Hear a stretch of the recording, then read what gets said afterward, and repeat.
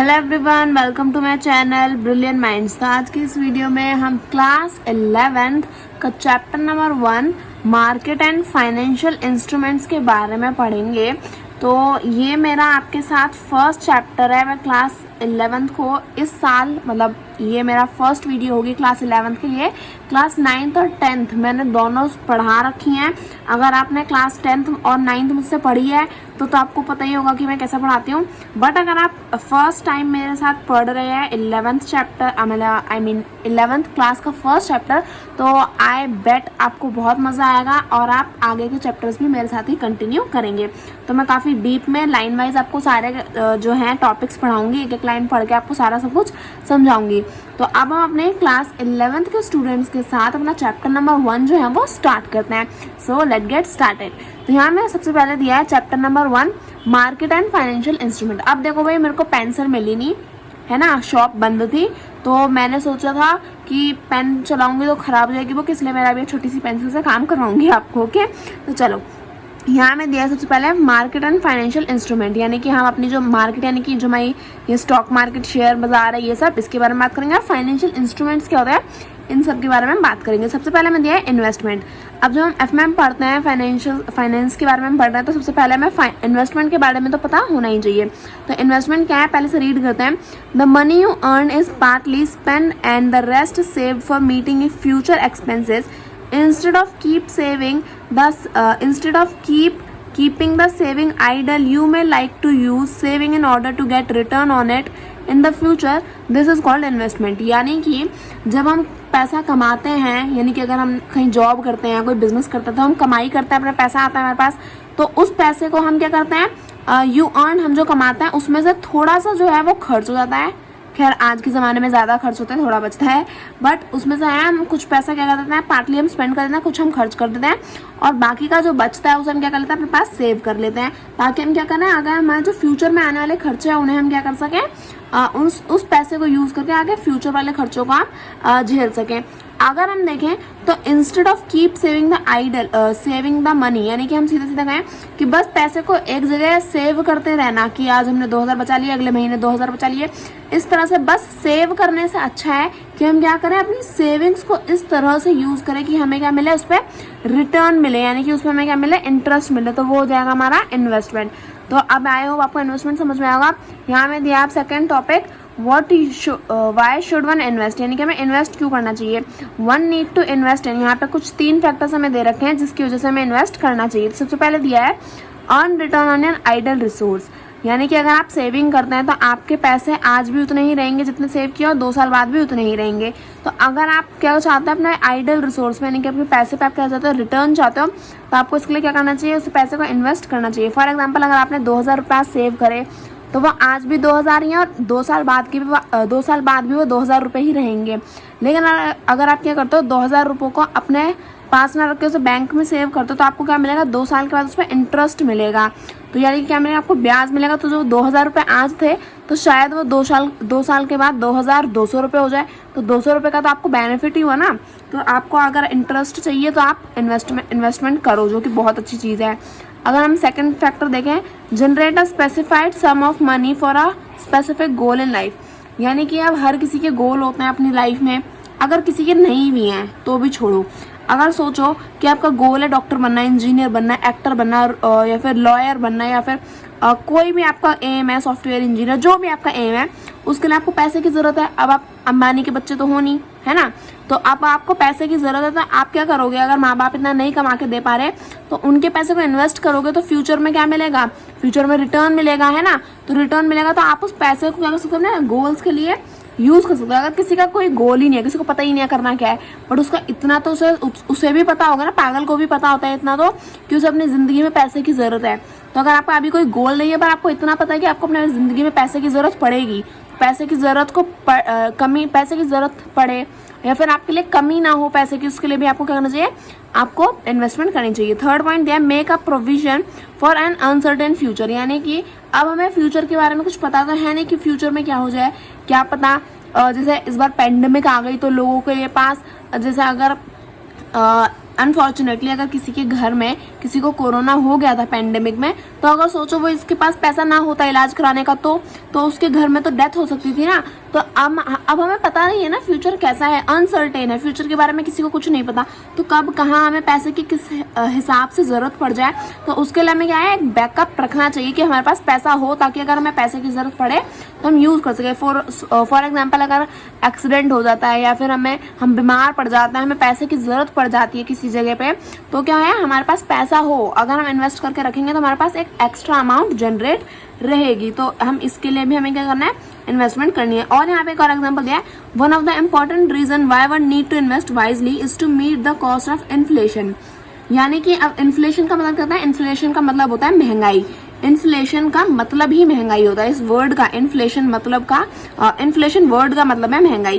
तो यानी कि अब देखो दिन ब दिन महंगाई क्या है, बढ़ती जा रही है।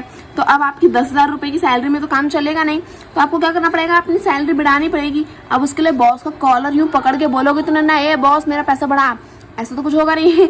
उसके लिए आपको क्या करना पड़ेगा, उसको आपको इन्वेस्टमेंट करनी पड़ेगी कि आपका जो पैसा है, अब महंगाई बढ़ती जा रही है पर पैसा थोड़ी ना बढ़ रहा है, उसके लिए आपको पैसा बढ़ाने के लिए क्या करना है, इन्वेस्टमेंट करनी है, ताकि अगर इन फ्यूचर आपकी महंगाई बढ़े भी तो भी आप क्या कर सके, तो भी आप अपनी महंगाई में अपनी लिविंग जो है वो अच्छे से कर सके। और यहाँ पे आपको एग्जाम्पल दे रखा है और यहाँ पे कुछ भी नहीं है, तो इसलिए मैं आपको एग्जाम्पल नहीं रीड करके बता रही हूँ, बस मैंने आपको बता दिया। जैसे अगर मैं एक सिंपल एग्जाम्पल दूँ कि जैसे आज एक चीज़ है 10 रुपए की, बट ज़रूरी तो नहीं ना कि इन फ्यूचर भी वो चीज़ 10 रुपए की ही रहे, है ना। तो इसलिए अगर जैसे आज कोई प्रोडक्ट आपको 100 रुपए का मिल रहा है, बट ज़रूरी तो नहीं ना कि 2 साल बाद भी वो आपको 100 रुपए में मिले, क्या पता 2 साल बाद वो आपको 500 रुपए में मिले, है ना। तो ये महंगाई इस तरह से बढ़ती है। अब देखो व्हेन टू स्टार्ट इन्वेस्टमेंट। अब अगर हम बोले कि ठीक है, हमें समझ में आ गया इन्वेस्टमेंट के बहुत मायने हैं और हमें इन्वेस्टमेंट करनी भी चाहिए, बट अब हम सोचे कि हम कब इन्वेस्टमेंट स्टार्ट करें, कौन सा सही मुहूर्त आएगा, कौन से पंडित जी से बोले कि सही मुहूर्त निकाल के दो, तो ऐसा कुछ नहीं होता। ऐसा क्या होता है, the sooner one start investing the better. यानी कि जितना जल्दी हम इन्वेस्टमेंट स्टार्ट कर दें उतना ही अच्छा होता है हमारे लिए, मतलब उतना ही अच्छा रिटर्न हमें मिलता है। मतलब कि अगर आप 1 साल के लिए पैसा लगाओगे तो आपको कम रिटर्न मिलेगा, आप 10 साल के लिए पैसा लगाओगे तो आपको ज़्यादा रिटर्न मिलेगा। तो अगर आप 70 साल की उम्र पर पैसा लगाओगे तो 10 साल के बाद तो आप वैसे ही मर जाओगे, है ना, 80 साल की उम्र पे, तो वो आपके लिए ज़्यादा अच्छा नहीं है। लेकिन अगर आप जितना जल्दी इन्वेस्टमेंट स्टार्ट करोगे उतना ज़्यादा आपके लिए क्या होगा, बेनिफिशियल रहेगा।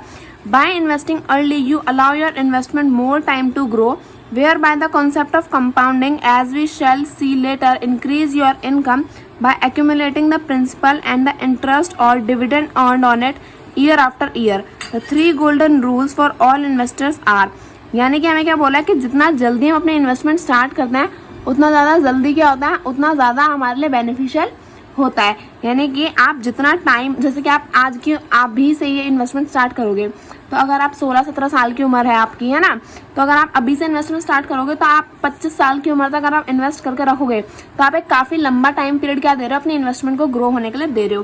तो इतने टाइम में आपका पैसा जो है वो कंपाउंडिंग के थ्रू क्या है, इंक्रीज हो जाएगा। बट आप 1 साल का ही टाइम दे रहे हो तो फिर तो इतनी जल्दी इन्वेस्ट करने के बाद इतना ज़्यादा अमाउंट बढ़ेगा नहीं ना। तो जितना जल्दी हम स्टार्ट करते हैं उतना ज़्यादा टाइम पीरियड हमें मिलता है कि हम अपने पैसे को ग्रो होने दें। अब देखो यहाँ पे 3 गोल्डन रूल्स होते हैं इन्वेस्टर्स के लिए। अगर आप, मेरा कैमरा थोड़ा सा हिले तो प्लीज़ आप थोड़ा सा कॉम्प्रोमाइज़ कर लेना, ओके। तो अब यहाँ पे हमें दिया है 3 गोल्डन रूल, देख लेते हैं। पहला है इन्वेस्ट अर्ली। जितना जल्दी हम इन्वेस्ट करेंगे उतना ज़्यादा ही क्या है, बेनिफिशियल है। अगर हम आज से इन्वेस्टमेंट स्टार्ट करते हैं तो आज से 10 साल तक क्या होगा, अगर आप सोचो 16 साल के हो, आप 10 साल का टाइम दो अपने पैसे को ग्रो होने के लिए, तो 10 साल में क्या होगा, वो ज़्यादा ग्रो हो पाएगा। यानी कि 26 की उम्र तक आप क्या हो, आपके पास आपकी फाइनेंशियल सिक्योरिटी आ जाएगी। लेकिन अगर आप 25 की उम्र पर इन्वेस्टमेंट स्टार्ट कर रहे हो और सिर्फ 2 साल का टाइम दे रहे हो, तो 10 साल की इन्वेस्टमेंट में ज़्यादा हमें पैसा मिलेगा एज कम्पेयर टू 2 साल की इन्वेस्टमेंट में। तो इसलिए जितना जल्दी इन्वेस्ट करेंगे उतना ज़्यादा टाइम पीरियड हमें मिलेगा, ताकि हम क्या कर सकें, अपने पैसे को ज़्यादा ग्रो कर सकें। सेकेंड हमें दिया इन्वेस्ट रेगुलरली, यानी कि इन्वेस्टमेंट हमें क्या करनी चाहिए, रेगुलर बेसिस पे करनी चाहिए। यानी कि अगर हम अपनी इन्वेस्टमेंट स्टार्ट कर रहे हैं तो हमें उसे कंटिन्यू रखना चाहिए। ऐसा नहीं कि आज किया फिर 1 महीने तक करी नहीं, फिर दोबारा करी, फिर भूल गए इन्वेस्टमेंट करना, नहीं, ऐसा नहीं होता। हमें क्या करना है, हमें रेगुलर बेसिस पे अगर हम इन्वेस्ट करते रहेंगे तो हमारा जो कंपाउंडिंग है वो भी ग्रो होता रहेगा और जो हमारी इन्वेस्टमेंट है वो अच्छे से ग्रो होगी, यानी कि हमें इंटरेस्ट ज़्यादा मिलेगा। और यहाँ पे हमें थर्ड फैक्टर दे रखा है, invest for long term not for short term.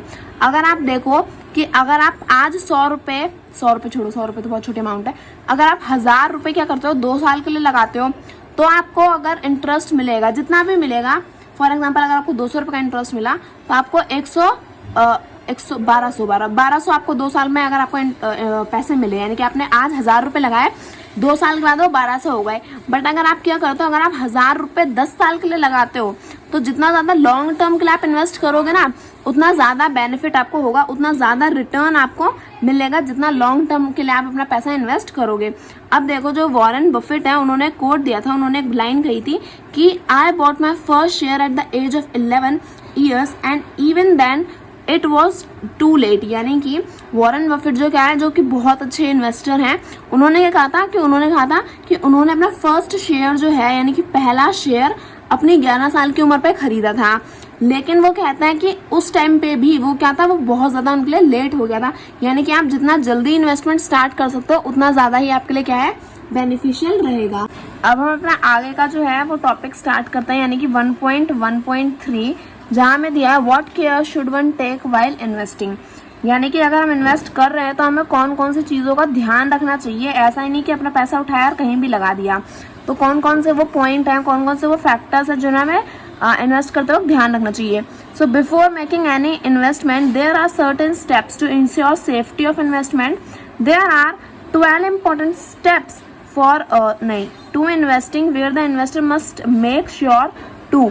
यानी कि इन्वेस्ट करने से पहले 12 ऐसे इंपॉर्टेंट स्टेप्स हैं जो इन्वेस्टर को अपने ध्यान में रखने चाहिए बिफोर इन्वेस्टिंग। यानी कि अगर आप इन्वेस्टमेंट करना चाहते हो तो आप पहले ये 12 स्टेप्स को फॉलो करना, उसके बाद ही इन्वेस्टमेंट करना। ऐसा नहीं कि आपने अपना पैसा डुबा दिया। तो पहला क्या दे रखा है, पहला दे रखा है obtain return document explaining the investment. यानी कि अगर आप इन्वेस्टमेंट स्टार्ट करते हो तो ऐसा नहीं कि किसी भी कंपनी में जाके बस अपना पैसा दिया और लगा दिया।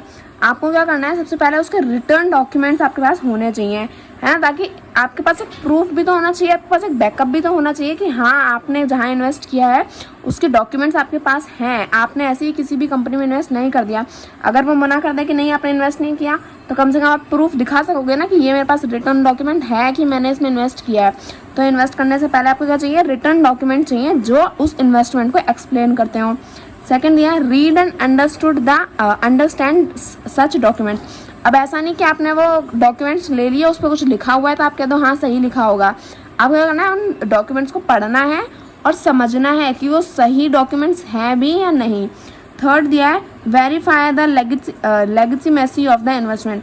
यानी कि वो जो इन्वेस्टमेंट है, जो उसकी लेगेसीमेसी यानी कि लेगिटिमेसी, यानी कि वो सच में इतनी मैं लेगिटिमेसी वर्ड को हिंदी में क्या कहता है मुझे एग्जैक्ट याद नहीं आता, बट अगर मैं आपसे सीधा सीधा कहूँ तो verify the legitimacy of the investment. यानी कि वो कितनी सही इन्वेस्टमेंट है, यानी कि कोई फ्रॉड इन्वेस्टमेंट तो नहीं है ना। तो आपको बस वो यहाँ पे चेक करनी है, यानी कि वो एक सच्ची एक सही इन्वेस्टमेंट है या नहीं, वो आपको चेक करनी है, वेरीफाई करना है। फोर्थ पॉइंट दिया है, फोर्थ स्टेप है find out the cost and benefit associated with the investment. यानी कि अगर आप इन्वेस्ट कर रहे हो तो आप कितना इन्वेस्ट कर रहे हो और आपको कितना बेनिफिट होने वाला है इस इन्वेस्टमेंट से। फॉर एग्जांपल अगर आपने 50,000 रुपये इन्वेस्ट करे तो कम से कम आपको 1 लाख या 2 लाख का तो बेनिफिट होना चाहिए ना। ऐसा थोड़ी ना कि 50,000 इन्वेस्ट करें, 10 साल तक लगाए रखें और बस 55,000 ही रुपये का फ़ायदा हुआ, नहीं, ऐसे थोड़ी ना कुछ मज़ा है। तो अगर आपको ये भी देखना है कि अगर आप इन्वेस्ट कर रहे हो तो कितना इन्वेस्ट कर रहे हो और कितना बेनिफिट आपको हो रहा है। अगर आप ज़्यादा रिस्क ले सकते हो, ज़्यादा पैसा है आप पे और रिस्क बियर कर सकते हो, तो आपका बेनिफिट भी अच्छा होना चाहिए। ऐसे थोड़ी ना कि एक 100 रुपये के लिए आपने अपने 10 साल तक पैसे लगाए रखे, है ना। तो आपको क्या करना है, पहले तो चेक करना है कितना पैसा आप लगा रहे हो और कितना बेनिफिट आपको मिल रहा है। फिफ्थ पॉइंट हमें दिया है assess the risk return profile of the investment. अब आपको रिस्क भी चेकआउट करना है। ऐसा नहीं कि 50,000 रुपये के अगर आप इन्वेस्ट करते हो आज 50,000 रुपये और कोई स्कीम चल रही है जिसमें आपको 10 साल तक इन्वेस्ट करना है और आपको फिर 50,000 का 10 लाख मिलेगा। देखने में तो बहुत अच्छी स्कीम है कि वाह हमने इतना सा इन्वेस्ट किया, 50,000 इन्वेस्ट किए और बेनिफिट हो रहा है हमें कितना सारा। तो आपको ये भी तो चेक करना है ना कि उसमें रिस्क कितना है। पता चले 10 साल के बाद हमारा इतना ज़्यादा रिस्क था कि हमारा पैसा डूब गया और वो 50,000 की जगह 10 लाख की जगह 50,000 भी वापस नहीं आए। तो आपको ये रिस्क रिटर्न भी आपको यहाँ पे चेकआउट करते रहना है। अब जो हमारे बाकी के स्टेप्स हैं वो हम अपने नेक्स्ट पे से स्टार्ट करते हैं। 6th पॉइंट हमें यहाँ पे दे रखा है क्या, know the liquidity and safety aspect of the investment. यानी कि आपकी जो इन्वेस्टमेंट जहाँ पे आपने करी है वहाँ की लिक्विडिटी कैसी है, अब लिक्विडिटी क्या वर्ड है, ये क्या आ गया? देखो, लिक्विडिटी का मतलब होता है कि आप कितनी जल्दी अपने पैसे को कैश में कन्वर्ट कर सकते हो। यानी कि आपने आज इन्वेस्ट किया बट आपको पैसे की ज़रूरत पड़ गई इन फ्यूचर, तो आप कितनी जल्दी अपना पैसा वहाँ से निकाल सकते हो, कितनी जल्दी उस पैसे को कैश में कन्वर्ट कर सकते हो। तो आपको वो लिक्विडिटी देखनी है और सेफ्टी देखनी है कि आपका पैसा जहाँ पे लगा हुआ है वो सेफ जगह भी है, यानी कि आपने सही जगह पैसा लगाया या फिर नहीं। अब 7th पॉइंट की अगर हम बात करें तो 7th पॉइंट क्या दिया है? ascertain if it is appropriate for your specific goals। यानी कि फॉर एग्जांपल अगर आपने इन्वेस्टमेंट किसी एक स्पेसिफिक गोल के लिए करी है, फॉर एग्जांपल आपको बड़े होकर एक घर खरीदना है जिसकी आपको पेमेंट करनी है, तो आपको समझ लो फॉर एग्जांपल 50 लाख रुपए की ज़रूरत है और आप 25 साल में, 25 साल तो ज़्यादा हो गया, सोचो अगर आप 15 साल में वो 50 लाख रुपए चाहते हो और आपने इन्वेस्ट कर दिया और आपकी इन्वेस्टमेंट कुछ इस टाइप की है कि आपको 15 साल में 50 लाख नहीं, आपको 15 साल में बस 25 लाख रुपए ही मिलेंगे, तो आपके गोल के लिए स्पेसिफिक इन्वेस्टमेंट नहीं हुई ना। आपको तो 50 लाख रुपए की ज़रूरत है बट आपको तो 25 लाख ही मिल रहे हैं, तो आपको एक ऐसी इन्वेस्टमेंट देखनी है जो आपके गोल के लिए क्या हो, स्पेसिफिक हो, आपके गोल के लिए सही हो, एप्रोप्रिएट हो। 8th स्टेप की अगर हम बात करें तो क्या दिया है? Compare these detail with other investment opportunities available. अब देखो, मार्केट में सिर्फ एक ही इन्वेस्टमेंट स्कीम नहीं होती है, बहुत सारी स्कीम्स होती हैं, बहुत ज़्यादा इन्वेस्टमेंट अपॉर्चुनिटीज़ होती हैं। तो आपको सिर्फ एक देख के उसी में इन्वेस्ट नहीं करना, आपको उस इन्वेस्टमेंट को अलग अलग अपॉर्चुनिटीज़ से, अलग अलग इन्वेस्टमेंट प्लान से क्या करना है, कंपेयर करना है, ताकि आप बेस्ट इन्वेस्टमेंट स्कीम ले सको। 9th स्टेप हमें दिया है examine if it's fit in with other investment you are considering और यू हैव ऑलरेडी मेड। यानी कि फॉर एग्जांपल अगर आप इन्वेस्टमेंट कर रहे हो और आपने शायद सोच लो ऐसा कि आपने पहले भी इन्वेस्ट कर चुके हो, आपको पता है कि ऐसे इन्वेस्टमेंट होती है, तो आपको क्या करना है, तो आपको उस जो आप इस बार इन्वेस्ट करने वाले हो तो उस इन्वेस्टमेंट को अपनी पहले की गई इन्वेस्टमेंट से भी कंपेयर करना है कि ये वाली जो इन्वेस्टमेंट मैं कर रहा हूँ ये जैसे पहले जो करी थी उनसे सही है या फिर ये सही होगी मेरे लिए इन्वेस्टमेंट, जैसे मैंने पहले इन्वेस्ट करा था तो वो तो सही थी बट क्या ये वाली भी उन्हीं की तरह सही जाएगी या फिर नहीं। तो आपको क्या करना है, जो पहले इन्वेस्टमेंट आपने कर रखी हैं उनसे भी अपनी जो नई इन्वेस्टमेंट करते हो उसे भी एग्जामिन करना चाहिए। 10th स्टेप हमें दिया है deal only through an authorised intermediary. यानी कि जो हमारे ब्रोकर होते हैं जो क्या कराते हैं, जो बायर और सेलर के बीच में एक इंसान होता है ना, फॉर एग्जांपल अगर हमें शेयर चाहिए या फिर अगर हम इन्वेस्ट करना चाहते हैं तो हम अगर हमें कंपनी से इन्वेस्ट करना है और आप बिगिनर हो, आपको पता ही नहीं है कैसे इन्वेस्ट करते हैं, तो आप कैसे कराओगे, आप एक ऐसे इंसान को चुनोगे ना जो आपका काम करा सके। तो आपको एक ऑथराइज इंटरमीडियरी जो आपका ब्रोकर होता है, आपको एक ऑथराइज्ड ब्रोकर ही चाहिए अपनी डीलिंग के लिए। ऐसा नहीं कोई भी फ्रॉड आदमी आके बोले कि आप मेरे को पैसा दे दो मैं आपका इन्वेस्ट कर दूंगा, तो वो तो लेके भी भाग सकता है ना। तो इसलिए एक ऑथराइज्ड यानी कि जो एक लीगल पर्सन हो उसी से अपना पैसा इन्वेस्ट करवाना है। 11th स्टेप दिया है seek all clarification about the intermediary and the investment and invest only if you are comfortable, refuse to invest if you are not convinced. यानी कि आपको क्या करना है, आपको सबसे पहले तो सारी चीज़ें क्लैरिफाई करनी है उस इंटरमीडियरी, उस ब्रोकर, उस इंसान के बारे में जो आपकी इन्वेस्टमेंट करवा रहा है और उस इन्वेस्टमेंट से रिलेटेड है ना, कि आप अपना पैसा लगा रहे हो यार, आपका तो हक बनता है कि आप सारी जानकारी लो, सब कुछ वेरीफाई करो, सब कुछ क्लैरिफाई करो। तो आपको वो जो ब्रोकर है, जो इंसान है जो ये सब काम कराएगा उसके बारे में और इन्वेस्टमेंट के बारे में जहाँ आप इन्वेस्ट कर रहे हो, दोनों चीज़ों का क्या करना है, पूरी इन्फॉर्मेशन निकालनी है, पूरी डिटेल निकालनी है। और उसके बाद अगर आप कंफर्टेबल हो, अगर आपको लग रहा है कि हाँ मैं सही जगह पैसा इन्वेस्ट कर रही हूँ या कर रहा हूँ, तो ही इन्वेस्टमेंट करना, वरना आप क्या कर देना, रिफ्यूज़ कर देना, वरना मना कर देना भैया कि हमें तो सही नहीं लग रहा है, हम तो इन्वेस्ट नहीं करेंगे। अब आपका लास्ट स्टेप क्या है, explore the option available to you if something were to go wrong and then it's if satisfy make the investment.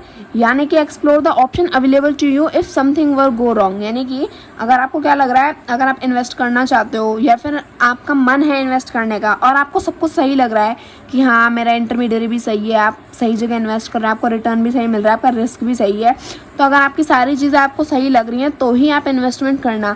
या फिर अगर आपको कुछ गलत लग रहा है, आपको कुछ समझ नहीं आ रहा, तो उसके बारे में पूरी इन्फॉर्मेशन निकालो, उसके बाद ही आप इन्वेस्ट करना। तो ये आपके कुछ 12 बेसिक स्टेप्स हैं जो आपको इन्वेस्ट करने से पहले ध्यान रखने चाहिए। अब अगर हम बात करें 1.1.4 के बारे में, यानी कि हमारा जो नेक्स्ट टॉपिक है जो है what is meant by interest. Interest से आपका क्या मतलब है, इंटरेस्ट से हमारा मतलब है भैया ब्याज। देखो अब ब्याज भी क्या मतलब, वो तो हमने हिंदी में बोल दिया ना ब्याज, बट फिर भी हम समझ लेते हैं डेफिनेशन क्या होगी। When we borrow money we are expected to pay for using it this is known as interest. अब देखो कितने आराम से इन्होंने प्यारी सी बात कह दी कि अगर हम क्या करते हैं, किसी इंसान का पैसा उधार लेते हैं तो हमसे वो सामने वाला इंसान क्या सोचता है, वो सोचता है कि इसने अगर मेरा पैसा उधार लिया है तो अब ये क्या करेगा, मुझे ये मेरा पैसा जो उधार लिया वो तो चुकाएगा ही चुकाएगा, ऊपर से मुझे ब्याज भी देगा। अगर हम दोस्तों में गलती से पैसा बांटते तो वो ब्याज कभी नहीं आता, ब्याज तो क्या हमारे पैसे भी वापस नहीं आते। लेकिन अगर हम क्या कर रहे हैं, अगर हम किसी तीसरे इंसान से जो एक स्ट्रेंजर है, या बैंक हो सकता है या फिर कोई लैंडर हो सकता है या फिर कोई लैंड ओनर हो सकता है, वो कोई भी हो सकता है, जिससे भी हम पैसा उधार ले रहे हैं तो उसे हमें क्या करना पड़ता है, हमें ब्याज पे करना पड़ता है। Interest is an amount charge to the borrower for the privilege for using the lender's money. Interest is usually calculated as a percentage of the principal balance. The percentage rate may be fixed for the life of the loan or it may be variable depending on the terms of the loan. यानी कि हमें क्या बोला है कि interest, ये interest क्या होता है, इंटरेस्ट हमारा वो अमाउंट होता है जो बोरोवर पे चार्ज किया जाता है। फॉर एग्जाम्पल आप बोरोवर हो और मैं क्या हूँ, लेंडर हूँ। अब आप सोचोगे हम क्यों उधार लेंगे, बट सोच लो ना क्या जा रहा है। देखो सोचो कि मैंने आपको 10,000 रुपये उधार दिए। अब आप कहोगे अरे मैडम फूटी कौड़ी तो देती नहीं हो और 10,000 रुपये देने की बात कर रही हो, बट चलो सोच लो क्या जा रहा है आप लोगों का, अभी मेरा भी क्या जा रहा है। सोचो कि मैंने आपको 10,000 रुपये दिए, अब मैंने फ्री फंड में थोड़ी ना दिए हैं, मैंने सोचा कि अब सोचो मैंने आप पे 10% का इंटरेस्ट लगाया, तो यानी कि 10,000 रुपये पे क्या लगाया मैंने, आपका 10% का इंटरेस्ट लगाया, यानी कि अब आपको कितने रुपए देने पड़ेंगे। अगर आप मैंने आपको 1 साल के लिए आपको 10% का इंटरेस्ट लगाया, यानी कि अब आपको मेरे को 10,000 पे 1,000 रुपये एक्स्ट्रा देने पड़ेंगे, यानी कि अब आपको मुझे 11,000 रुपये देने पड़ेंगे। ये मेरा क्या हुआ, वो 1,000 रुपये क्या हो गया, वो हो गया मेरा ब्याज। यानी कि आपने मेरे से, आप बोरोवर थे है ना, आपने 10,000 रुपये लिए, तो अब आपने मेरा पैसा यूज़ किया है, आपने उसका फ़ायदा उठाया, प्रिविलेज लिया है, तो अब आप क्या करोगे, जब मेरे को पैसा लौटाओगे तो 10,000 रुपये तो दोगे ही दोगे। 10,000 रुपये क्या है, हमारा का प्रिंसिपल बैलेंस है, वो तो आप मुझे वापस करोगे ही करोगे। उसके साथ साथ आप मेरे को क्या करोगे, उसके साथ आप मेरे को जो अमाउंट चार्ज होगा, जो इंटरेस्ट रेट के हिसाब से अमाउंट है, वो भी आप मुझे वापस लौटाओगे। तो यही क्या होता है, यही होता है हमारा इंटरेस्ट। आई होप आपको अच्छे से समझ में आ गया होगा। अब अगर हम अपनी आगे बात करें तो 1 मिनट बस। What factors determine interest rate. अब ये इंटरेस्ट रेट जो है ये कैसे डिटरमाइन किया जाता है, कैसे ये बताया जाता है कि इतना इंटरेस्ट रेट होना चाहिए या नहीं होना चाहिए। We can talk of interest rate. There are different type of interest rate. Rate that bank offer to their depository. अब देखो इंटरेस्ट रेट भी सिर्फ एक टाइप की नहीं होते, इसमें भी सेवरल क्या होते हैं, सब डिविजन्स होते हैं। तो पहला क्या है, पहला है rate that bank offer to their depositories, तो ये इंटरेस्ट रेट अलग होगा। और rate that they lend to their borrower, ये इंटरेस्ट रेट अलग होगा। The rate at which the government borrows if the bond government security market rate offer to the investor in small saving schemes like NSC, PPF, rate at which companies is deposit etcetera. तो यहाँ पे मैं क्या बोला है, यहाँ पे मैं बोला है कि जो हमारा इंटरेस्ट रेट है ना, वो कुछ इस मतलब अलग अलग फैक्टर्स पे डिपेंड करता है। फॉर एग्जांपल बैंक अपने डिपॉजिटर्स को अलग इंटरेस्ट रेट पे करेगी, यानी अगर आपने बैंक के साथ अपना पैसा क्या कर रखा है, डिपॉजिट कर रखा है अपना बैंक में, तो आपको अलग इंटरेस्ट रेट मिलेगा। अगर कोई किसी ने बैंक से पैसा उधार लिया है, लोन लिया है, तो उस पर अलग इंटरेस्ट रेट चार्ज होगा। या फिर जो हमारी गवर्नमेंट सिक्योरिटीज होती है, जैसे आपने 10th क्लास में पढ़ा होगा ना, बॉन्ड, डिबेंचर्स, ये सब जो हैं, जो हमारी गवर्नमेंट, डिबेंचर्स तो हमारी गवर्नमेंट सिक्योरिटी नहीं है, बट बॉन्ड जो है वो हमारी गवर्नमेंट सिक्योरिटी है, तो उसके लिए हमें अलग इंटरेस्ट रेट मिलता है। और अगर हम बात करें तो जो हमारी स्मॉल सेविंग इंस्ट्रूमेंट होते हैं ना, स्मॉल सेविंग स्कीम्स होती हैं, जैसे NSC, PPF क्या होता है हमारा, पब्लिक प्रोविडेंट फंड है ना, तो ये सब जो हमारी स्मॉल सेविंग स्कीम्स होती हैं, इन सब में भी हमें अलग अलग इंटरेस्ट रेट मिलता है। The factor which governs this interest rate are mostly economy related and are commonly referred to as macro economic factors. Some of these factors are, यानी कि अगर हम बात करें तो ये तो हमारे इंटरेस्ट रेट इन फैक्टर्स पे होते हैं कि बैंक अलग देगी अगर डिपॉजिट हमने पैसा किया है, तो अगर किसी ने उधार लिया है, लोन लिया है, तो अलग इंटरेस्ट रेट होगा। अगर गवर्नमेंट सिक्योरिटी में इन्वेस्ट किया है तो अलग इंटरेस्ट रेट होगा। स्मॉल सेविंग स्कीम्स में इन्वेस्ट किया है तो अलग इंटरेस्ट रेट होगा। बट ये जो अलग इंटरेस्ट रेट है ये डिपेंड कैसे करता है, ये करता है इन 4 फैक्टर्स पे डिपेंड। अब ये कौन कौन सा है, पहला है डिमांड फॉर मनी, यानी कि अब देखो अगर सोचो मार्केट में क्राइसिस आ जाए या फिर अगर इकोनॉमिकली काफ़ी कुछ परेशानी आ जाए तो पैसे की डिमांड क्या है, वो बढ़ जाती है है ना, पैसे की डिमांड बढ़ जाती है, यानी कि इंटरेस्ट रेट जो है फिर वो हमारा महंगाई भी है क्या हो जाएगी, वो बढ़ जाएगी। तो इंटरेस्ट रेट भी ऑटोमेटिकली बढ़ जाएगा कि अगर सोचो महंगाई बढ़ जाती है तो आपको जो है अगर आप उधार लेते हो पैसा तो भी आपको ज्यादा इंटरेस्ट, ज्यादा ब्याज पे करना पड़ता है। तो डिमांड ऑफ मनी हमारा क्या हो जाएगा, एक फैक्टर हो जाएगा। अगर हम सेकंड फैक्टर की बात करें वो क्या है, लेवल ऑफ गवर्नमेंट बोरोइंग्स, यानी कि जो हमारी गवर्नमेंट बोरोइंग्स क्या हो जाएंगी, यानी कि गवर्नमेंट जो सिक्योरिटीज प्रोवाइड करती है, फॉर एग्जांपल जो बॉन्ड हो गए, ये सब क्या है, ये सब हमारी गवर्नमेंट बोरोइंग्स तो हैं। तो ये जो गवर्नमेंट बोरोइंग्स हैं ये भी क्या करते हैं, ये डिसाइड करती हैं, यानी कि ये भी एक फैक्टर है जिसके बेसिस पे हम क्या करते हैं, अपने इंटरेस्ट रेट को ऊपर नीचे करते हैं, या तो इंटरेस्ट रेट बढ़ा देते हैं या फिर कम कर देते हैं। तो ये भी हमारा एक फैक्टर हो जाएगा, है ना। अब अगर हम आगे बात करें, थर्ड क्या दिया है, सप्लाई ऑफ मनी। अब मार्केट में सप्लाई कितनी है मनी की, फॉर एग्जांपल अगर आप 1 लाख रुपए ले रहे हो बैंक से, है ना, तो आपका इंटरेस्ट रेट है वो क्या लगेगा, थोड़ा ज्यादा लगेगा। क्यों लगेगा, क्योंकि बैंक वालों को भी तो, या फिर आपने कहीं और से अगर आपने इंटरेस्ट लिया, पैसा लिया है, ब्याज पे उठाया है, तो उन्हें भी तो कमाई करनी है ना। तो अगर आप ज्यादा कम पैसा लेते हो तो आप थोड़ा ज्यादा इंटरेस्ट चुका सकते हो। लेकिन फॉर एग्जाम्पल आपने पैसा ही 10 लाख रुपए लिया है, अगर आपने 10 लाख रुपए क्या लिया, लोन पे लिए है, तो आपको तो पहले ही ज्यादा रुपए चुकाने हैं, तो इसलिए इंटरेस्ट रेट क्या है, थोड़ा सा कम लगता है। तो ये भी एक आपका फैक्टर हो जाएगा। और फोर्थ पॉइंट हमारा इन्फ्लेशन रेट। अब महंगाई ही ज्यादा हो जाएगी तो ऑब्वियस सी बात हमारा इंटरेस्ट रेट भी बढ़ जाएगा। वो कोई इतने दानवीर थोड़ी है आपको कम इंटरेस्ट रेट पे पैसा दे देंगे। तो अगर महंगाई कम होती है तो इंटरेस्ट रेट कम हो जाता है, महंगाई बढ़ती है तो इंटरेस्ट रेट बढ़ जाता है। अब अगर हम याद करें, आगे ध्यान दें तो क्या दिया, the policy set by Reserve Bank of India and the government determine some of the variable mentions above. यानी कि अब ये जो हमारे जो कुछ फैक्टर्स है ना, ये सब कैसे डिसाइड किए जाते हैं, जो हमारी रिजर्व बैंक ऑफ इंडिया है आरबीआई, और जो हमारी गवर्नमेंट है ये क्या करती है, ये कुछ हमारे जो वेरिएबल्स हैं, कुछ हमारे जो इंटरेस्ट है वो क्या करते हैं, इंटरेस्ट रेट यहाँ पे मेंशन करती है, यहाँ पे डिसाइड करती है। अब जो हमारे आगे के टॉपिक्स दिए हैं, जैसे कि what are various options available for investment, ये वाला जो टॉपिक है ये मैं आपको यहाँ पे दिखा देती हूँ एक बार, बस 1 मिनट। अच्छे से क्लियर हो गया ना, ज्यादा हिल तो नहीं रहा। हाँ, तो अब अगर हम देखें तो यहाँ के दिए what are various options available for investment. यहाँ पे 2 ऑप्शंस है, पहला फिजिकल और सेकंड फाइनेंशियल एसेट। तो फिजिकल एसेट्स की अगर हम बात करें तो फिजिकल एसेट्स में क्या आ जाएगा, फिजिकल एसेट्स में आ जाएगा वो चीजें जिसे हम हाथ से टच कर सकते हैं, जो एग्जिस्ट करती हैं, यहाँ पे एक स्पेस ऑक्यूपाई करती हैं, है ना। जैसे कि रियल इस्टेट, रियल इस्टेट में क्या होता है, हमारे प्रॉपर्टीज, बिल्डिंग्स, प्लॉट, घर, मकान, दुकान, ये सब क्या होता है, ये सब हमारी फिजिकल एसेट्स में आती हैं। और क्या है हमारा, gold and jewelleries, commodities etcetera, ये सब जो चीजों को हम हाथ से टच कर सकते हैं वो क्या है, वो सारी चीजें आती है हमारी फिजिकल एसेट्स में। फिजिकल से तो आप समझते हैं ना, और एसेट्स मतलब जिनसे हमारी कमाई होती है, जो हमारी क्या करती है, हमें बेनिफिट लाके देती हैं, तो वो होती है हमारी एसेट्स, पूंजी हमारी। तो real estate, gold, jewelleries, commodities जैसे हमारे प्रोडक्ट हो गए, है ना। अगर आप कोई बिजनेस करते हो तो आप कोई प्रोडक्ट इधर उधर सेल या बाय करते हो ना, तो वो प्रोडक्ट वो क्या जाएंगे हमारे फिजिकल एसेट्स में। फाइनेंशियल एसेट्स में आ जाएगा such as fixed deposit with bank. अब फिक्स्ड डिपॉजिट जो है वो आप अपने सर पे लेके तो घूमोगे नहीं ना कि मैंने बैंक में एफडी करा रखी है, देखो देखो सब देखो। बट आप ये कह सकते हो, आप अपना घर दिखा सकते हो लोगों को कि देखो वहां पे मैंने ये प्लॉट ले रखा है। बट फाइनेंशियल एसेट में क्या आ जाएगा, फाइनेंशियल एसेट में आ जाएगा कि आपने जो चीजें अपने फाइनेंस से यानी कि अपने पैसे से क्या कर रखी है, अपने पैसे को इस्तेमाल करके आपने जहाँ पे अपना पैसा इन्वेस्ट कर रखा है, तो वो आ जाएगा हमारा फाइनेंशियल एसेट्स में। जैसे कि आपके एफडीज हो गए, स्मॉल सेविंग इंस्ट्रूमेंट हो गए, जैसे आप अपने बैंक में पैसा थोड़ा बहुत इन्वेस्ट कर देते हो, पोस्ट ऑफिस में इन्वेस्ट कर देते हो, इंश्योरेंस पॉलिसीज, प्रोविडेंट, पेंशंस, ये सब क्या होती है, ये सब होती है हमारी फाइनेंशियल एसेट, जहाँ पे अपने पैसे का इस्तेमाल करके क्या करते हो और पैसा कमाते हो।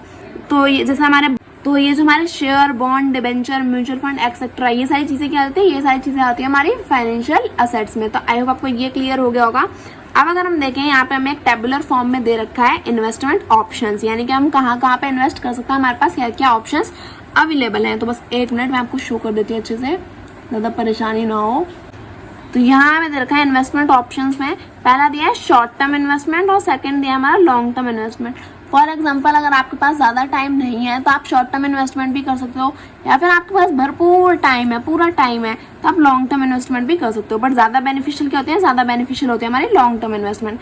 लेकिन शॉर्ट टर्म इन्वेस्टमेंट में क्या आ जाएगा, जैसे हमारे सेविंग विद बैंक अकाउंट, यानी कि अगर आप घर में पैसा रखा है, या फिर आपकी महीने से महीने आपकी सैलरी आती है, या फिर आप अगर आप गवर्नमेंट स्कूल्स में पढ़ते हो तो आपको जैसे हर महीने क्या मिलता है, पैसे मिलते हैं, तो वहां पे आप क्या कर सकते हो, अपने उस पैसे को बैंक में जमा कर सकते हो, बैंक में डिपॉजिट कर सकते हो, ताकि आप क्या करो, आप शॉर्ट टर्म में उस पर इंटरेस्ट कमा पाओ। सेकेंड हमें दिया है मनी मार्केट फंड, यानी कि अभी हमें जो ये सारी जो हमारे टॉपिक्स बोल रही हूँ मैं, ये सारी जो हमें चीज़ें दी है ना कि शॉर्ट टर्म इन्वेस्टमेंट के क्या क्या हमारे चीज़ें हैं जिसमें हम इन्वेस्ट कर सकते हैं, और लॉन्ग टर्म्स में कौन कौन सी चीज़ें हैं, कौन कौन से इन्वेस्टमेंट पॉलिसीज़ हैं जिसमें हम इन्वेस्ट कर सकते हैं, इन्हें अभी हम डीप में भी पढ़ेंगे।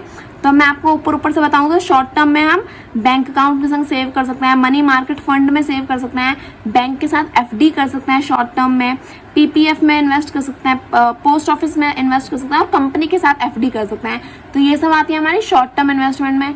लॉन्ग टर्म इन्वेस्टमेंट में हम गवर्नमेंट के साथ या फिर कंपनीज के साथ बॉन्ड्स और डिबेंचर में इन्वेस्ट कर सकते हैं, म्यूचुअल फंड में इन्वेस्टमेंट कर सकते हैं, जो हमारी इंश्योरेंस पॉलिसीज होती है ना, LIC हो गई, और जो आपकी अलग अलग इंश्योरेंस पॉलिसीज होती हैं उनमें आप इन्वेस्ट कर सकते हो, या फिर इक्विटी शेयर्स, कंपनी के शेयर्स में भी आप इन्वेस्ट कर सकते हो। तो ये हमारी लॉन्ग टर्म इन्वेस्टमेंट हो गई। अब अगर हम अपना आगे देखें, what are various short term financial options available for investment, यानी कि अब हमारी शॉर्ट टर्म फाइनेंशियल ऑप्शंस कौन कौन सी है जिसमें हम इन्वेस्ट कर सकते हैं, तो वो हम अपनी नेक्स्ट पेज से स्टार्ट करते हैं। तो अब हमें यहाँ पे क्या दिया है, broadly speaking saving bank account, money market liquid fund and fixed deposit with bank में be considered as short term financial investment options. कितनी ही कोशिश कर लूँ सीधी लाइन तो खिंची नहीं सकती है, टेढ़ी मेढ़ी हो जाती है। अब देखो क्या क्या आता है हमारा शॉर्ट टर्म सेविंग में, saving with bank account, second है मनी मार्केट और लिक्विड फंड, और थर्ड है एफडी विद बैंक्स। यानी कि ये तीन चीजें क्या आती है हमारी शॉर्ट टर्म इन्वेस्टमेंट में आती हैं। तो अब सेविंग विद बैंक अकाउंट क्या हो जाएगा, saving with bank account is often the first banking product people use which offers low interest. ये आपको बात याद रखनी है, लो इंटरेस्ट कितना, 4 से 6% पर एनम यानी कि पूरे साल में 4 से 6% का इंटरेस्ट आपको बैंक अकाउंट में मिल जाता है, और making them only marginally better than fixed deposit. यानी कि यहाँ पे क्या बोला है, जो सेविंग विद बैंक अकाउंट है ना, यानी कि आपको सीधा सीधा बोला है कि बैंक के साथ क्या करना, अपना पैसा इन्वेस्ट करना, बैंक में अपना पैसा इन्वेस्ट करना। तो ये क्या है, ये ज्यादातर लोगों को यही चीज के बारे में सबसे पहले पता चलती है कि आप अपने बैंक में भी पैसा इन्वेस्ट कर सकते हो। तो ये क्या है, पहला बैंकिंग प्रोडक्ट है जो ज्यादातर लोग क्या करते हैं, यूज करते हैं इन्वेस्टमेंट के लिए। तो इसमें 4 से 6% का इंटरेस्ट आपको हर साल मिलता है। तो ये आपका हो गया पहला। दूसरा क्या है, मनी मार्केट और liquid fund are specialized form of mutual funds. ये आपको याद रखना है, specialized form of mutual fund that invest in extremely short term fixed income instrument and thereby provide easy liquidity. Unlike most mutual fund, money market fund are primarily oriented toward protecting your capital and then aim to maximize return. Money market fund usually yields better returns than saving account but lower than the bank fixed deposit. यानी कि हमें क्या बोला है, हमें बोला है कि मनी मार्केट भी बोलता है और लिक्विड फंड भी बोलता है। तो इसके ये दो नाम है, एक मनी मार्केट और दूसरा लिक्विड फंड। ये आपको दोनों याद रखना है, कुछ भी आपसे पूछ सकते हैं, दोनों एक ही चीजें हैं। तो मनी मार्केट का क्या मतलब होता है, मनी मार्केट क्या है, हमारी म्यूचुअल फंड की एक स्पेशलाइज्ड फॉर्म है। अब क्लास 10th में आपने पूरा का पूरा म्यूचुअल फंड पढ़ रखा है। अब म्यूचुअल फंड की ही एक स्पेशलाइज्ड फॉर्म, मतलब जैसे म्यूचुअल फंड है ना उसी की तरह, बट उससे थोड़ा सा अलग क्या है, मनी मार्केट और लिक्विड फंड होता है जो बिल्कुल म्यूचुअल फंड की तरह ही काम करता है। इसमें क्या होता है, इसमें हम और भी ज्यादा शॉर्ट टर्म के लिए, जैसे म्यूचुअल फंड में हम क्या करते हैं, लॉन्ग टर्म के लिए इन्वेस्ट करते हैं, बट मनी मार्केट और लिक्विड फंड में करते हैं थोड़े शॉर्ट टाइम के लिए इन्वेस्ट करते हैं। और इसका मेन एम क्या होता है, इसका मेन एम होता है कि ये जो आपके इन्वेस्टर्स है ना, उनका जो कैपिटल है, उसका जो पैसा है, उसे क्या करे, प्रोटेक्ट करे। ये नहीं कि आपको ज्यादा रिस्की इन्वेस्टमेंट में आपका पैसा इन्वेस्ट कर दिया और पैसा डुबा दिया, नहीं। इनका मेन एम होता है कि सबसे पहले तो जो इन्वेस्टर ने पैसा दिया है, सबसे पहले उसे प्रोटेक्ट करो, उसके बाद उस प्रोटेक्ट करने के साथ साथ ही ज्यादा से ज्यादा हम रिटर्न दे पाए। ये मेन एम होता है मनी मार्केट और लिक्विड फंड्स का। और इसमें क्या होता है, इसमें हमें इजी लिक्विडिटी, यानी आप इजीली अपना पैसा यहाँ से निकाल सकते हो और कैश में कन्वर्ट कर सकते हो। तो इसमें जो है हमें ज्यादा अच्छा रिटर्न मिलता है as compare to bank account, लेकिन कम रिटर्न मिलता है as compare to FD with bank. अब एफडी विद बैंक देख लेना है, fixed deposit. Fixed deposit with bank are also referred to as term deposit and minimum investment period for bank। यानी कि फिक्स्ड एफडी विद बैंक को हम term deposit भी बोलते हैं। तो ये सिर्फ दूसरा नाम है जो आपको याद रखना है। तो FD with bank deposit are also referred as term deposit and minimum investment period for bank FD is 30 days। यानी कि शॉर्ट टर्म भी कितना शॉर्ट टर्म, कि कम से कम मिनिमम आप सबसे कम टाइम पीरियड के लिए कितना है, 30 दिन के लिए भी अपनी एक एफडी करवा सकते हैं, मिनिमम टाइम पीरियड है। और FD with banks are for investors with low risk appetite, यानी कि जो लोग बिल्कुल बहुत कम रिस्क लेना चाहते हैं बट इन्वेस्ट भी करना चाहते हैं, तो जो बैंक के साथ एफडी है वो उनके लिए सबसे ज्यादा क्या है, सबसे ज्यादा सूटेबल है और इसमें काफी लो रिस्क होता है। और आप क्या कर सकते हैं, और इसमें कितने टाइम तक आप इन्वेस्ट कर सकते हैं, and may be considered for 6 to 12 month investment period as normally interest on less than 6 month bank FD is likely to be lower than money market fund returns. यानी कि आप इसमें सबसे कम 30 दिन के लिए इन्वेस्ट कर सकते हो और उसके बाद आप 6 से 12 महीने, यानी कि वो तो फिर आपके ऊपर है ना, आपके कितने टाइम के लिए बैंक के साथ इन्वेस्ट करना चाहोगे। तो सबसे कम आप 30 दिन के लिए भी एक एफडी करवा सकते हो। तो यहाँ पे आपको क्या है, रिटर्न अच्छा मिलता है as compare to saving bank account और as compare to money market और लिक्विड फंड। तो यहाँ पे आप एफडी और मनी मार्केट, लिक्विड फंड और सेविंग विद बैंक अकाउंट, ये तीनों ही क्या हमारे शॉर्ट टर्म इन्वेस्टमेंट होती हैं। तो आई होप आपको ये अच्छे से समझ में आ गई होंगी। अब अगर हम बात करें what are various long term financial options available for investment, और यही क्या होगा आज का हमारा लास्ट टॉपिक होगा, तो इसे भी हम जल्दी से कंप्लीट कर लेते हैं और बाकी का जो चैप्टर है वो हमने नेक्स्ट पार्ट में कवर करेंगे।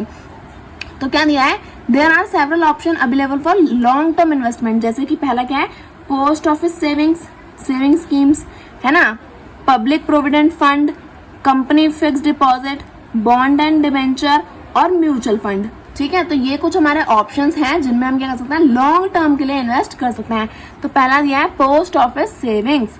अब इसे देख लेते हैं ये क्या चीज है भैया। पोस्ट ऑफिस में हम तो पैसा पोस्ट डालते थे, ये पैसा कब से डालने लगा मजाक कर रही हूँ। देखो यहाँ पे क्या होता है, पोस्ट ऑफिस सेविंग्स में क्या होता है कि आप post office monthly income scheme is low risk saving instrument which can be availed, अरे क्या बोल रही हूँ मैं, which can be availed through any post office. It provide an interest rate 8.4% per annum which is paid monthly. Minimum amount which can be invested is 1000 रुपया and additional investment in multiples is 1500. Maximum amount is 4,50,000 if single or rupees 9 lakh if held joint during a year. It has a maturity period of 6 years. A bonus of 10% is paid at the time of maturity. Premature withdrawal is permitted if deposit is more than 1 year old. A deduction of 5% is levied from the principal amount if withdrawal prematurely. The 10% bonus is also denied. यानी कि हमें यहाँ पे क्या बोला, मैंने पूरा पढ़ दिया। अब इसका मतलब क्या है, पोस्ट ऑफिस सेविंग्स क्या होती है, हमारी एक मंथली इनकम स्कीम है जिसमें क्या करते हैं, जिसमें हमें लो रिस्क होता है और इसमें हमें पैसा इन्वेस्ट कर सकते हैं। यानी कि आप किसी भी पोस्ट ऑफिस में जाके अपनी एक पोस्ट ऑफिस सेविंग स्कीम में अपना पैसा इन्वेस्ट कर सकते हो। इसमें हमें क्या मिलता है, हर साल 8.4% का आपको इंटरेस्ट मिलता है। 8%, 8.4% ऐसा आपको इंटरेस्ट यहाँ पे हर साल मिल जाता है। और जो आपका इंटरेस्ट है वो आपको मंथली क्या है, हर महीने आपका ब्याज आपको पे होता रहेगा। और आप इसमें अपनी मिनिमम अमाउंट कितनी इन्वेस्ट कर सकते हो, मिनिमम अमाउंट आप अपनी 1000 रुपये इन्वेस्ट कर सकते हो। और अगर आप एडिशनल इन्वेस्टमेंट और थोड़ी और इन्वेस्टमेंट करना चाहते हो तो आप 1500 भी कर सकते हो। और मैक्सिमम आप कितना इन्वेस्ट कर सकते हो, अगर आपका सिंगल अकाउंट है तो आप 4 लाख यानी कि 4.5 लाख रुपए आप क्या कर सकते हो, इन्वेस्ट कर सकते हो अगर आपका सिंगल इंसान का अकाउंट है। लेकिन अगर 2 या 2 से ज्यादा यानी कि आपका अगर आप ज्वाइंट अकाउंट है आपका, तो आप मैक्सिमम 9 लाख रुपए क्या कर सकते हो, 1 साल में इन्वेस्ट कर सकते हो। और पोस्ट ऑफिस सेविंग्स की मेच्योरिटी टाइम पीरियड क्या होता है, वो होता है 6 साल का। यानी कि 6 साल के बाद आपका जो है पोस्ट ऑफिस सेविंग स्कीम आपकी मेच्योर हो जाती है और 6 साल के बाद आपको आपका पैसा मिल जाता है। और अगर आप 6 साल तक पोस्ट ऑफिस के साथ इन्वेस्ट करके रखते हो तो एट द एंड आपको 10% का क्या मिलता है, बोनस भी मिलता है। यानी कि अगर आप 6 साल रेगुलरली कंटिन्यू क्या करते हो, अपनी इन्वेस्टमेंट रखते हो, तो आपको बोनस मिलेगा 10% का। यानी कि आपका जो पैसा बनता है वो, और उसके ऊपर इंटरेस्ट, और इंटरेस्ट के ऊपर जो 10% का बोनस है वो भी आपको प्रोवाइड होगा। तो आपकी तो बल्ले बल्ले हो जाएगी है ना। तो लेकिन अगर आप क्या करते हो, अगर आप यहाँ पे कालाकांडी दिखाते हो अपनी, यानी कि अगर आप क्या करते हो, अगर आप इन्वेस्टमेंट पीरियड कंप्लीट होने से पहले यानी कि 6 साल होने से पहले ही अपना पैसा निकाल लेते हो, तो आपका ये जो 10% का बोनस है ना, ये कट्टस हो जाएगा, यानी कि आपको नहीं मिलेगा। ऊपर से जो आपकी मतलब आपको दे तो देंगे, लेकिन आपको जो बोनस है ना वो आपको नहीं मिलेगा। A deduction of 5% is levied from the principal amount. यानी कि अगर आपकी जो प्रिंसिपल अमाउंट है उसमें से 5% का क्या होगा, डिडक्शन होगा, क्योंकि आपने टाइम पीरियड आपका 6 साल का है, 6 साल से पहले ही अपना पैसा बाहर निकाल रहे हैं आप, तो ये गलत बात है ना। तो इसलिए आपको क्या करेगा, बोनस भी नहीं देंगे आपको लास्ट में, और ऊपर से 5% आपकी प्रिंसिपल अमाउंट में से काट लेंगे। तो ये आपको पेनल्टी लगेगी अगर आप पहले निकाल लेते हो। तो आई होप आपको पोस्ट ऑफिस सेविंग अच्छे से समझ में आएगा। आगे अगर हम बात करें पीपीएफ की यानी कि पब्लिक प्रोविडेंट फंड की, तो इसे भी मैं पूरा पढ़ देती हूँ, फिर आपको यहाँ पे समझाती हूँ अच्छे से।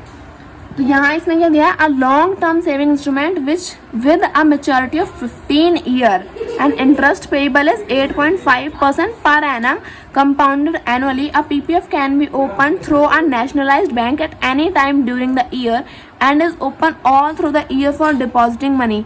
Tax benefit can be availed for the amount invested and interest accrued is tax free. वाह वाह, मजे आ गए, tax free. A withdrawal is permissible every year from the 7th financial year of the date of the opening of the account and the amount of withdrawal will be limited 50% of the balance at the credited at the अच्छा ठीक है। देखो यहाँ पे मैं क्या बोला, public provident fund में क्या होता है, इसमें आपकी मेच्योरिटी डेट है 15 साल की, ठीक है। अब यहाँ पे हमें बताया नहीं है कि आप मैक्सिमम कितना इन्वेस्ट कर सकते हो, बट मैक्सिमम आप यहाँ पे 1.5 लाख रुपीज आप यहाँ पे क्या कर सकते हो, इन्वेस्ट यहाँ पे कर सकते हो। कुछ ज्यादा ही हवा चल रही है। देखो पीपीएफ अकाउंट में आपको क्या मिलता है, हर साल 8.7% का क्या मिलता है, आपको इंटरेस्ट मिलता है, और मेच्योरिटी डेट होती है इसकी 15 साल की, यानी कि 15 साल में आप क्या कर सकते हो, आपकी मेच्योरिटी डेट पूरी हो जाएगी, आपका पीपीएफ कंप्लीट हो जाएगा। इसमें आप मैक्सिमम क्या कर सकते हो, 1.5 लाख तक अपना इन्वेस्ट कर सकते हो। और अगर आप इन्वेस्ट करते हो पीपीएफ अकाउंट में तो आपको क्या होगा, आपको टैक्स बेनिफिट प्रोवाइड होंगे, ऊपर से जो आपको इंटरेस्ट मिलेगा वो टैक्स फ्री होगा, यानी कि उस इंटरेस्ट पे आपको कोई भी टैक्स देने की जरूरत नहीं है। तो ये हमारा पीपीएफ भी क्या हो गया, यहाँ पे कंप्लीट हो गया। आगे अगर हम बात करें, ये कंप्लीट हो गया। आगे मैं बोला है कंपनी फिक्स डिपॉजिट, यानी कि कंपनी के साथ जो हम एफडीज करते हैं ना, उसका यहाँ पे क्या रोल है वो मैं आपको दिखा देती हूँ। तो देखो देयर आर शॉर्ट टर्म्स, यानी कि कंपनीज में जो एफडी कराते हैं वो शॉर्ट टर्म भी हो सकती हैं, और हमारी मीडियम टर्म भी हो सकता है, और हमारी लॉन्ग टर्म भी हो सकता है। तो शॉर्ट टर्म कितने टाइम के लिए, 6 महीने के लिए हमारा क्या हो जाएगा, शॉर्ट टर्म हो जाएगा। अगर आप कंपनी के साथ 6 महीने की क्या करते हो, एफडी करते हो, तो वो शॉर्ट टर्म में आ जाएगी। अगर आप 3 से 5 साल के लिए इन्वेस्ट करते हो तो वो आपकी मीडियम टर्म हो जाएगी, यानी कि मीडियम टर्म हो जाएगी आपकी इन्वेस्टमेंट की। और कंपनी फिक्स डिपॉजिट में होता क्या है, in company fix deposit a fixed rate of interest which is payable monthly, quarterly, semi annually और annually. They can also be cumulative fixed deposit where the entire principal along with the interest is paid at the end of the loan period. The rate of interest varies between 8 to 12% per annum. For company FD, the interest received is after deduction of taxes. अब यहाँ पे देखो, आप company में जो हम FD कराते हैं वो क्या होता है, उसमें हम क्या करना है अपना, उसमें हमें इंटरेस्ट मिलता है 8 से 12% पर एनम, यानी कि पूरे साल में 8 से 12% मिलता है। किसी कंपनी, कोई कंपनी आपको 8% दे सकती है, कोई 9 दे सकती है, कोई 10 दे सकती है, कोई 11 दे सकती है, कोई 12 दे सकती है। तो आपका ये इंटरेस्ट रेट यहाँ पे वेरी करता है। और यहाँ पे आपको क्या है, आपका जो पैसा है वो आपको at the end of loan period मिल जाएगा, यानी कि आपको मैच्योरिटी डेट पे ही आपका पैसा मिलता है, बीच में नहीं निकाल सकते। और आप यहाँ पे 6 महीने के लिए भी इन्वेस्ट कर सकते हो तो वो शॉर्ट टर्म हो जाएगा, और 3 से 5 साल के लिए अगर आप इन्वेस्ट करते हो तो वो मीडियम टर्म के लिए आपकी इन्वेस्टमेंट हो जाएगी। और अगर हम कंपनी के साथ एफडी करते हैं तो आपको क्या है, यहाँ पे जब आपको इंटरेस्ट मिलेगा तो वो क्या मिलेगा, वो टैक्सेस के डिडक्शन के बाद मिलेगा। फॉर एग्जाम्पल कि अगर आपने इन्वेस्ट किया तो उस पर आपको इंटरेस्ट मिला, अब इंटरेस्ट आपको कैसे मिलेगा कि उस पे से पहले ही आपका टैक्स कट जाएगा, उसके बाद आपको इंटरेस्ट मिलेगा। तो ये होता है ना हमारा कंपनी फिक्स डिपॉजिट का। अब आपको ये अच्छे से समझ में आएगा। आगे अगर हम देखें बॉन्ड एंड डिबेंचर्स, तो यहाँ पे मैं 1 मिनट बस मैं अच्छे से दिखा देती हूँ। बॉन्ड एंड डिबेंचर में क्या आ जाएगा हमारा, बॉन्ड एंड डिबेंचर में आएगा, it is a fixed income डेब्ट instrument issued for a period of more than 1 year. ठीक है, ये 1 साल से ज्यादा के लिए होता है तो इसलिए लॉन्ग टर्म है। With the purpose of raising capital, the central or state government, corporation and similar institutes sell bonds. A bond is generally a promise to repay the principal along with a fixed rate of interest on a specific date called the maturity date. Debenture are instrument, अच्छा ये अलग चीज है, पहले bond समझ लो फिर debenture समझेंगे। तो बॉन्ड यहाँ से यहाँ तक है, ठीक है। बॉन्ड में क्या है, बॉन्ड जो है हमारी एक गवर्नमेंट सिक्योरिटी होती है जिसमें क्या करना पड़ता है, हमारी फिक्स्ड इनकम जो है, यानी कि हम ना फिक्स्ड अमाउंट क्या करते हैं, गवर्नमेंट के साथ इन्वेस्ट कर देते हैं 1 साल से ज्यादा के लिए, 1 साल से ज्यादा टाइम पीरियड के लिए। इसमें क्या होता है, इसका पर्पस क्या होता है कि इसका मेन रोल होता है, फिर मेन पर्पस होता है कि हमें जो इन्वेस्टर है उसका पैसा जो है वो रेज करके देना है, उसका पैसा क्या है बढ़ा के देना है। और इसमें सेंट्रल या फिर स्टेट गवर्नमेंट से क्या होता है, ये इश्यू होते हैं, यानी कि सेंट्रल या फिर स्टेट गवर्नमेंट ही क्या करती है, इसे बॉन्ड को सेल करती है। तो ये गवर्नमेंट सिक्योरिटी है। और गवर्नमेंट सिक्योरिटी में हमें पैसा कब मिलता है, ये हमारी मेच्योरिटी डेट पे हमें हमारा पैसा जो है वो रीपे कर देता है। फॉर एग्जाम्पल, अगर आपने आज, यानी कि आज क्या डेट है, तो अगर जैसे 19 मई यानी कि 19 मई 2022 को अगर आप क्या करते हो, इन्वेस्ट करते हो, यानी कि अगर आप ये करते हो 19 मई 2022 को अगर आप आज इन्वेस्ट करते हो और आपने 2 साल के लिए इन्वेस्ट किया, यानी कि फिर आपने 19 मई 2024 तक के लिए अगर आपने क्या किया, इन्वेस्ट किया, तो 2 साल के बाद आपकी क्या हो जाएगी, मैच्योरिटी डेट हो जाएगी। तो मैच्योरिटी डेट पे आपका पैसा क्या है, आपको रीपे कर दिया जाएगा इंटरेस्ट विद इंटरेस्ट, यानी कि इंटरेस्ट के साथ आपको आपका मैच्योरिटी डेट पे आपका पैसा मिल जाएगा। तो ये होती है बॉन्ड, यानी कि ये होती है गवर्नमेंट सिक्योरिटीज। अब डिबेंचर की बात करें तो यहाँ से यहाँ तक हमारा डिबेंचर है। तो debenture are instrument issued by company similar to bonds. अब देखो, बॉन्ड्स जो है वो हमारी गवर्नमेंट इशू करती है, तो इसलिए हम इसे बॉन्ड बोलते हैं। लेकिन सेम जो सिक्योरिटी अगर वो एक कंपनी इशू करे तो वो क्या हो जाती है, वो हमारी डिबेंचर कहलाती है। यानी कि अगर गवर्नमेंट इशू करेगी तो बॉन्ड कहलाएगी, लेकिन अगर कंपनी इशू करेगी तो डिबेंचर कहलाएगी। कुछ ऐसा काम है यहाँ पे, है ना। तो वही दे रखा है कि जैसे debenture are instrument issued by company similar to bond, यानी कि डिबेंचर क्या है, वो कंपनी इशू करती है और ये बिल्कुल बॉन्ड की तरह ही होते हैं। These could be convertible, non convertible और पार्शली कन्वर्टेबल। अब ये जो डिबेंचर है हमारे 3 टाइप के होते हैं। कन्वर्टेबल, इन्हें हम कन्वर्ट कर सकते हैं, नॉन कन्वर्टेबल कन्वर्ट नहीं कर सकते, और पार्शली कन्वर्टेबल कन्वर्ट कर भी सकता है नहीं भी कर सकते, यानी कि आधा कन्वर्ट कर देता है और आधा नहीं कन्वर्ट करते। अब कन्वर्ट किसमें करते हैं वो समझ लेते हैं। तो convertible debenture can be fully converted into equity at the option for the debenture holder at on maturity, यानी कि मैच्योरिटी डेट पर अगर हम चाहें तो अपने डिबेंचर्स को क्या कर सकते हैं, जो कंपनी ने लोन लिया है उसे हम क्या कर सकते हैं, इक्विटी शेयर्स में भी कन्वर्ट कर सकते हैं। तो वो हो जाएंगे कन्वर्टेबल डिबेंचर। अब ये कन्वर्ट कैसे होते हैं ये हम अपनी हायर क्लासेस में पढ़ेंगे, बट अभी आप इतना समझ लो कि अगर हम डिबेंचर्स को अपनी मैच्योरिटी डेट पे कन्वर्ट कर देते हैं तो वो होते हैं कन्वर्टेबल डिबेंचर, यानी कि वो इक्विटी शेयर्स में कन्वर्ट हो गए। नॉन कन्वर्टेबल मतलब कि हमें मैच्योरिटी डेट पे पूरा का पूरा पैसा मिल जाएगा, इंटरेस्ट हमें मिल जाएगा, और जो है हमारे जो डिबेंचर है उन्हें हम इक्विटी में कन्वर्ट नहीं करेंगे। और पार्शली कन्वर्टेबल का मतलब होता है कि मैच्योरिटी डेट पे जो है हमारे कुछ पैसे जो है, मतलब कुछ डिबेंचर जो है वो क्या कर दिया जाएगा, कुछ डिबेंचर का पैसा हमें दे दिया जाएगा इंटरेस्ट के साथ, और कुछ डिबेंचर को जो पैसा है उसे हम इक्विटी में कन्वर्ट कर देंगे। तो ये हमारा डिबेंचर हो गया। आई होप आपको अच्छे समझ में आया होगा। अब अगर हम आगे बात करें तो आगे क्या दिया है, म्यूचुअल फंड यहाँ पे हमें दे रखा है। तो म्यूचुअल फंड देख लेते हैं। म्यूचुअल फंड वैसे हमें पूरा पढ़ ही रखा है, पूरा 10th में पूरा एक चैप्टर था, बट फिर भी देखे तो अगर these are fund operated by investment company which raise money from the public and invest in a group of assets. अब अगर मैं बात करूँ तो म्यूचुअल फंड क्या होता है, म्यूचुअल फंड एक कंपनी होती है, यानी कि कंपनी होती है जो क्या करती है, लोगों से पैसा लेती है और उस पैसे को क्या करती है, अलग अलग असेट्स में इन्वेस्ट करती है। असेट्स जैसे कि हमारे शेयर्स हो गए, डिबेंचर हो गए, इक्विटी हो गई, बॉन्ड हो गए, इन सब अलग अलग सिक्योरिटीज में क्या करती है कंपनी ने एक पैसा, अगर एक कंपनी है ए, उसने क्या किया, लोगों से पैसा लिया, उस पैसे को उसने क्या किया, अलग अलग सिक्योरिटीज में इन्वेस्ट किया। अब इन सिक्योरिटीज जो प्रॉफिट आएगा ना, फिर वो क्या करेगी, यही कंपनी अपने जिन जिन से पैसा लिया था उन्हें वो वापस कर देगी, ऊपर से इंटरेस्ट भी पे करेगी। तो यही होता है हमारा म्यूचुअल फंड। लेकिन आगे जो है हमें आगे दे रखा है तो इसी भी हम रीड आउट कर लेते हैं। It is suitable for those who are unable to invest directly in equities और डेप्ट बिकॉज ऑफ रिसोर्स, टाइम और knowledge constraints. Benefit includes professional money management, buying in small amount and diversification. Mutual fund unit are issued and redeemed by the fund management company based on the fund net asset। अच्छा, मैं बहुत कुछ दे रखा है, मैं आपको सीधा सीधा बता देती हूँ। म्यूचुअल फंड एक कंपनी होती है जो क्या करती है, लोगों से पैसा पूल करती है, लोगों से पैसा लेती है, फिर उस पैसे को क्या करती है, अलग अलग असेट्स में इन्वेस्ट करती है। उसके बाद क्या करती है, जो प्रॉफिट मिलता है वो लोगों को, इन्वेस्टर्स को वापस पे कर देती है। अब ये ऐसा क्यों करती है ना, ये किसके लिए बेनिफिशियल है, म्यूचुअल फंड में हम क्यों इन्वेस्ट करें, तो डायरेक्ट शेयर्स भी खरीद सकते हैं। ये उन लोगों के लिए ज्यादा बेनिफिशियल है जो डायरेक्टली इक्विटीज में इन्वेस्ट नहीं कर सकते, जिन्हें या तो टाइम नहीं है इतना इन्वेस्ट करने का, या फिर नॉलेज नहीं है, पता नहीं है कि किस तरह से इन्वेस्ट होता है, क्योंकि शेयर मार्केट में हर किसी को इन्वेस्ट थोड़ी ना करना आता है। तो किसी के पास अगर टाइम नहीं है, रिसोर्स नहीं है, पैसा उतना ज्यादा नहीं है कि आप लाखों की इक्विटी खरीद सको, तब ना थोड़ा थोड़ा 500 रुपए भी यहाँ पे म्यूचुअल फंड में चलते हैं, है ना। तो रिसोर्स नहीं है, यानी कि पैसा नहीं है, या फिर टाइम नहीं है, या फिर नॉलेज नहीं है, तो भी आप क्या कर सकते हैं, म्यूचुअल फंड में इन्वेस्ट कर सकते हैं। क्योंकि म्यूचुअल प्रोफेशनल लोग क्या करते हैं, आपके पैसे को अलग अलग कंपनीज में इन्वेस्ट करते हैं और डाइवर्सिफाई करते हैं। डाइवर्सिफाई यानी कि अलग अलग कंपनी में इन्वेस्ट करना ताकि ज़्यादा लॉस ना हो। आगे में दिया लाइफ इंश्योरेंस पॉलिसीज, यानी कि यहाँ पे आ गई अब हमारी इंश्योरेंस पॉलिसीज की बात। तो यहाँ पे अगर हम देखें, though not strictly investment avenues, life insurance policies also can be considered so based on the type of policies.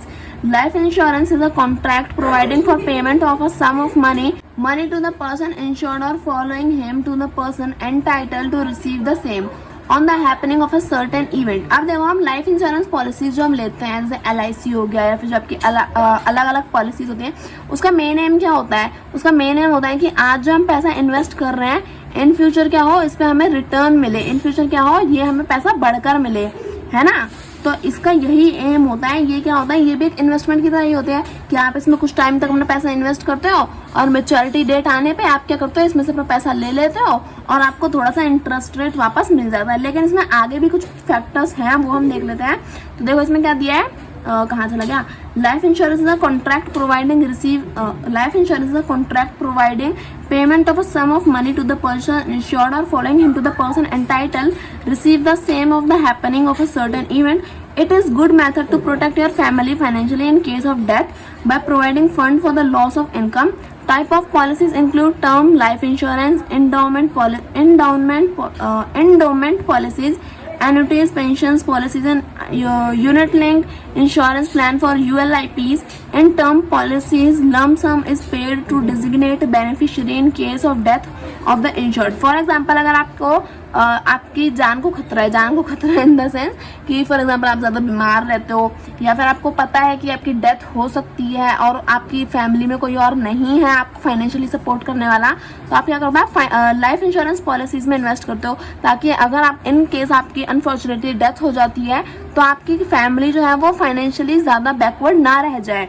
तो उसके लिए आप क्या करते हो, पहले इन्वेस्ट करते हो इंश्योरेंस पॉलिसीज में, और अगर आपके अनफॉर्चुनेटली अगर आपकी दुखद मृत्यु हो जाती है तो क्या होता है, फिर वो जो इंश्योरेंस पॉलिसीज वाले होते हैं वो क्या करते हैं, वो पैसा उन्हीं लोगों को ला के देते हैं जिसको देना होता है। ऐसा नहीं कि आपने पैसा इन्वेस्ट किया, आपके पड़ोसी को पैसा मिल गया, आपने जिसका नाम लिखवा रखा होगा कि ये पैसा किसको देना है at the end maturity date पे, तो वो पैसा वो लोग उन्हें लाके दे देते हैं, है ना। तो आप अब किस टाइप में आपको पैसा चाहिए, आपको लमसम चाहिए, एक ही बार में सारा पैसा चाहिए, या फिर आपको जैसे आपने इंश्योरेंस पॉलिसी करी थी तो आपको एन्युटीज क्या होती है, आपको थोड़ा थोड़ा करके पैसा चाहिए।